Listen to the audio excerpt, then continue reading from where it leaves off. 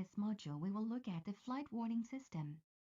First, we will examine the general architecture and logic of the system. After that, we go over the different levels of alerting. Next, we will cover the alert inhibitions. Finally, we will review the various oral alerts.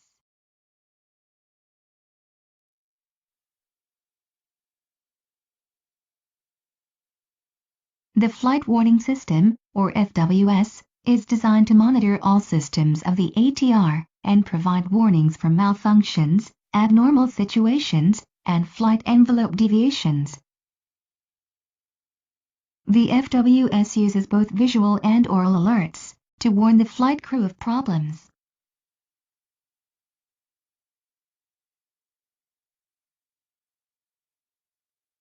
Alert messages are displayed in the alerting window in the lower left corner of the engine and warning display, or EWD. If there is a procedure associated with the alert, it is displayed in the procedure window to the right of the alerting window.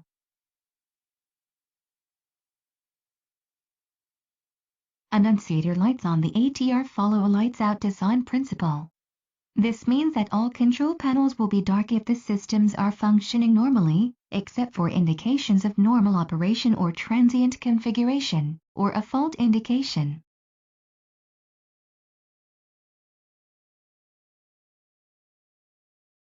Visual alerts are color-coded. Red represents a warning about a configuration that requires immediate action.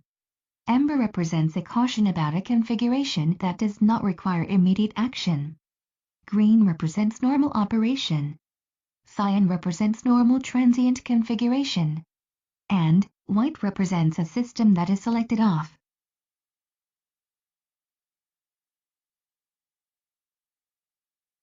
The FWS issues various oral alerts that fall into two categories, non-specific and specific.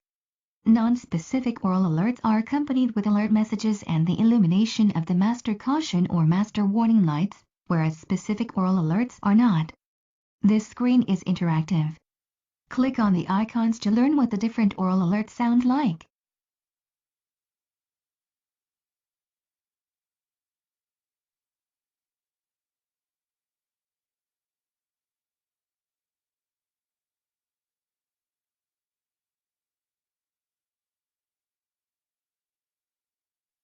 The FWS consists of the following components.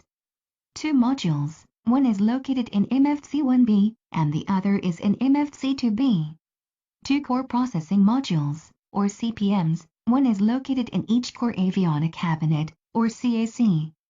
6 input-output modules, or IOMs. 3 are located in each CAC.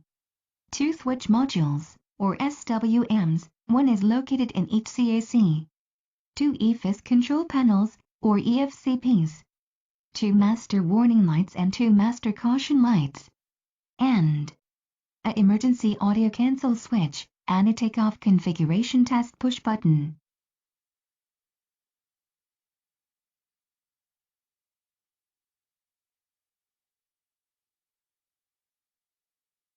The FWS is managed by two flight warning applications, or FWA.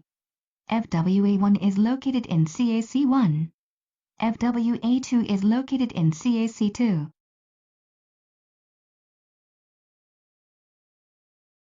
When a problem occurs, the detection sequence follows 3 distinct phases: detection, identification, and isolation.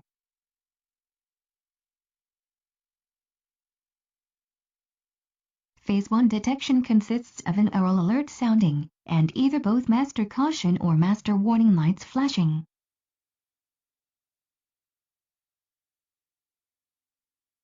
Phase 2 identification consists of an alert message in the alerting window on the EWD.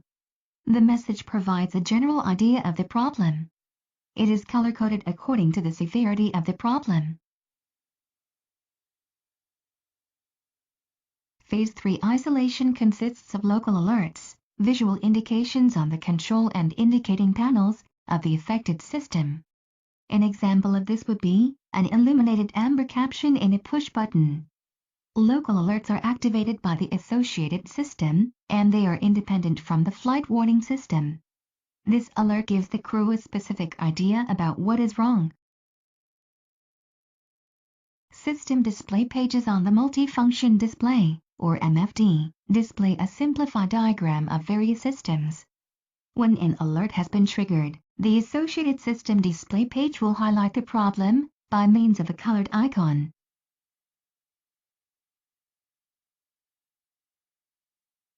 There are 4 levels of alerts, which are based on importance and urgency of crew action. Level 3 alerts are warnings.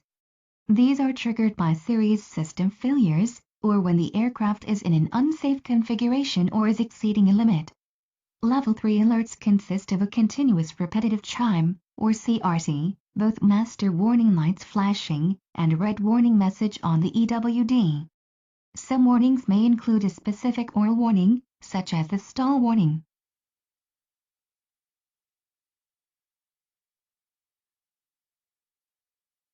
Level 2 alerts are cautions. These are triggered by system failures that do not have an immediate impact on the safety of flight. Level 2 alerts consist of a single chime, both master caution lights flashing, and an amber caution message on the EWD. Level 1 alerts are advisories. These are triggered by situations that require crew monitoring. In general, advisories occur when there is a loss of system redundancy. Level 1 alerts consist of an amber caution message on the EWD. There are no oral alerts associated with advisories. Level 0 alerts are information. An example of a Level 0 alert is DME hold.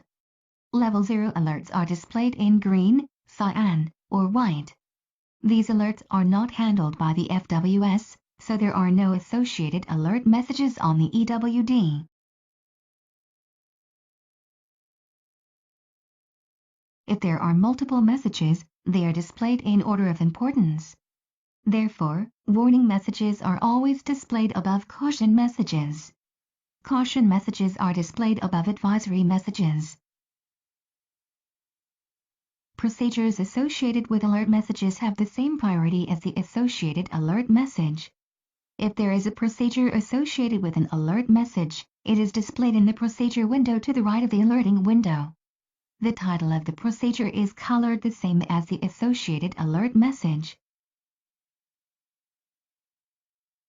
You can move up and down the steps of a procedure by using the 2 up and down buttons on the EFIS control panel. This will place a box around the selected step. A boxed item, which can be a step, procedure, or option, can be activated by pressing the V-push button.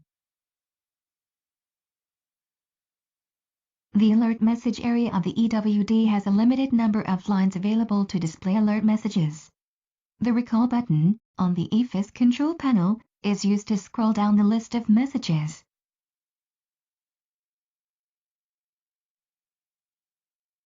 Messages are removed when the problem that triggered the alert in the first place no longer exists. In the event a problem persists, some messages can be cleared after the applicable checklist was run. These usually involve Level 2 or 1 alerts. These messages can be removed from the EWD by pressing the Clear button on the EFIS control panel. This will also remove the checklist if one was displayed. During the descent, you will recall these messages by pressing the Recall button. This is done to remind the crew of any conditions that still exist. Click on the Clear button to clear messages.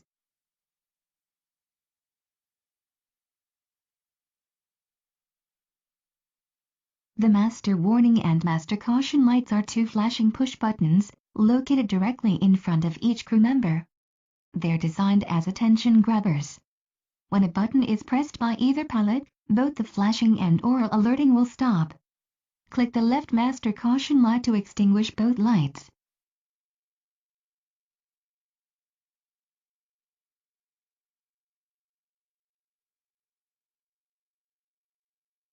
Some alerts are automatically inhibited during the takeoff phase. Engine oil and smoke warnings are the only Level 3 warnings that are inhibited during takeoff. Most Level 2 cautions are inhibited during the takeoff phase.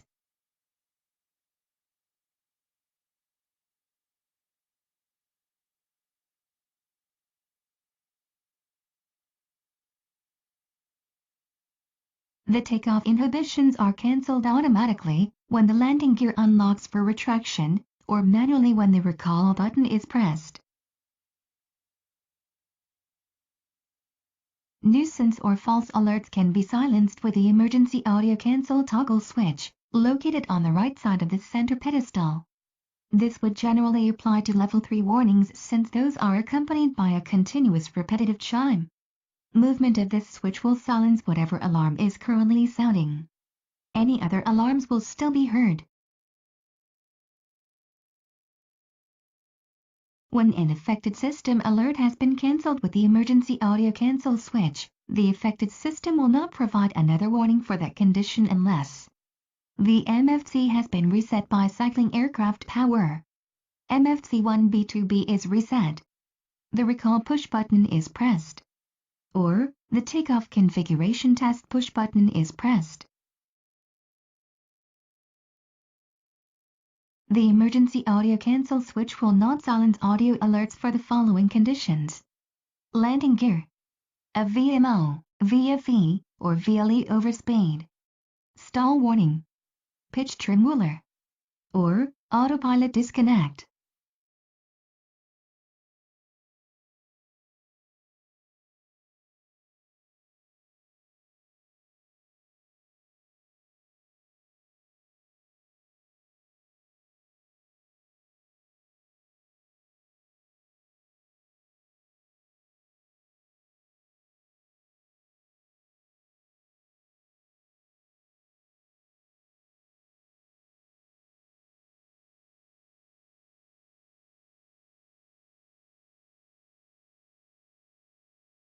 Next to the emergency audio cancel switch is the takeoff configuration test push button. This button is pressed before every takeoff to check for correct aircraft configuration. The test works by simulating the power levers being placed in the takeoff position. The system checks that the flaps are in the takeoff position, pitch trim is in the green range, the aileron lock is disengaged, the power management rotary knob is in the takeoff position, and the travel limiting unit is in the low speed configuration.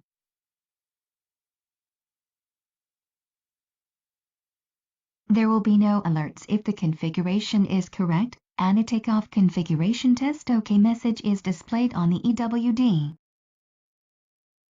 If the configuration is incorrect, the master warning lights will flash, the continuous repetitive chime will sound, and a red configuration message will be displayed on the EWD. The affected system will be displayed as well. There are several indications that indicate that the configuration is incorrect. A configuration flight control message indicates that the TLU is not in low speed. There is a disagreement of the aileron lock. The flaps are not in takeoff configuration. Or, the pitch trim is out of the green range. The parking brake is not monitored by the takeoff configuration test.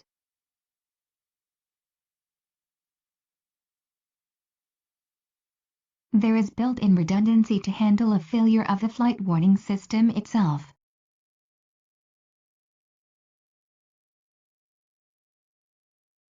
The system architecture allows for local alerting in the event both MFC 1B and 2B fail. This is indicated by an amber MFC message on the EWD. The associated fault lights illuminate steady on the MFC panel, and both master caution lights illuminate without flashing. In this situation, all level 2 alerts will not be processed, so the crew would have to monitor the control panels on the overhead panel. In addition to the level 2 alerts, the following level 3 alerts will not be processed: configuration, engine oil, and propeller brake. All other level 3 alerts will be displayed on the EWD. In other words, there will be no flashing master warning lights or continuous repetitive chime.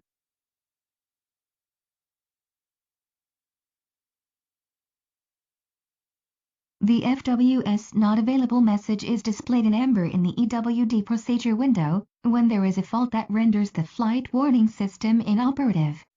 This is accompanied by a procedure to follow.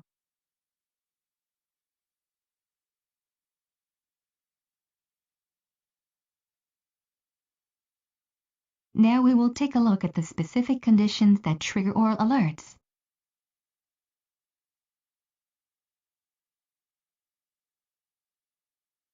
Altitude alerts are provided whenever the aircraft altitude is within 1,000 feet of the pre-selected altitude. It also signals entering the 250-foot capture zone. This alert is a bong or sea chord sound.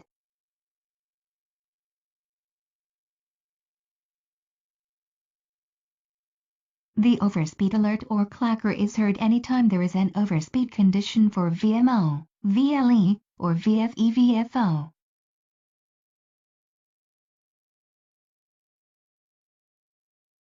The pitch tremolo sounds anytime the pitch trim is in motion for more than 1 second.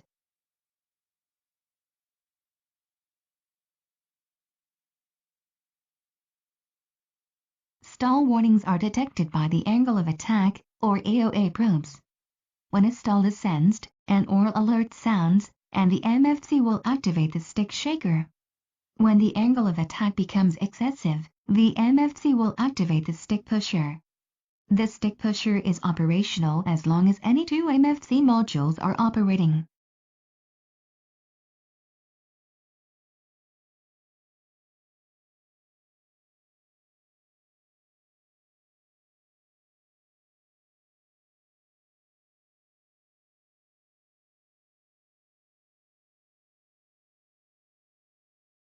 The triggering threshold for stall warning varies with power setting, flap configuration, and if an anti-icing horns push button is pressed in.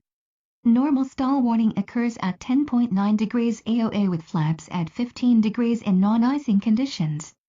In this case, the icing AOA light would be extinguished.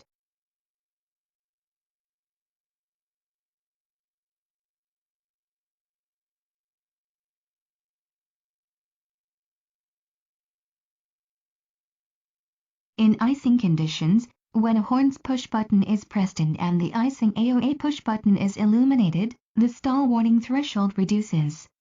Instead of activating at 10.9 degrees AOA with flaps at 15 degrees, the stall warning activates at 8.4 degrees AOA.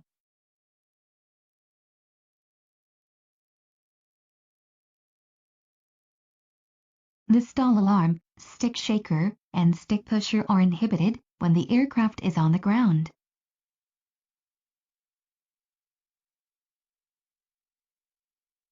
Stick pusher triggering varies between 10.6 and 14.3 degrees AOA depending on the same factors. These factors are power setting, flap configuration, and anti-icing configuration.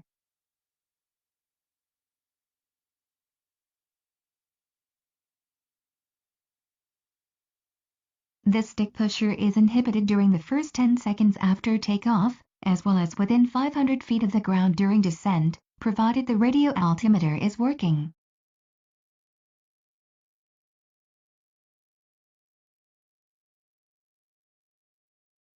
There is a priority order for the audio alerts.